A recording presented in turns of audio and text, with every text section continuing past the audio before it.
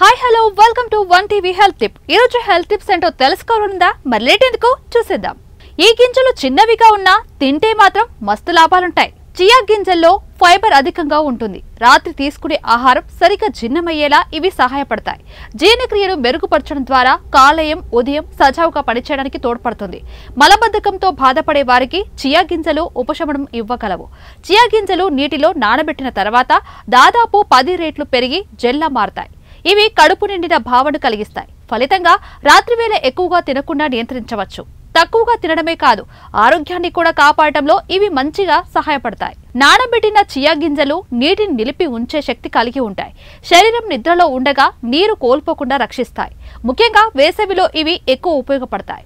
రాత్రి చియా గింజలు తీసుకుంటే శరీరం హైడ్రేటెడ్ గా ఉండి ఉదయం తాజా భావన కలుగుతుంది.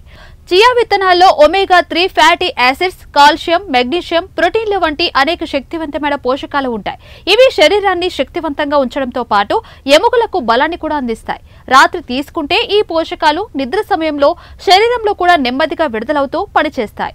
ఈ విత్తనాల్లో ట్రిప్టోఫాన్ అనే అమైనో యాసిడ్ ఉంటుంది. ఇది శరీరంలో సెరోటోనిన్, మెలటోనిన్ అనే హార్మోన్లను ఉత్పత్తి చేసే ప్రక్రియను వేగవంతం చేస్తుంది. ఇది నిద్ర బాగా రావడానికి కూడా సహాయపడుతుందని చెప్పుకోవచ్చు. నిద్రలేమితో బాధపడేవారు ఈ చియా గింజలను తినడం వల్ల మంచి నిద్ర అనుభవించగలుగుతారు. చియా విత్తనాలు తిన్న తర్వాత శక్తిని క్రమంగా విడుదల చేస్తాయి.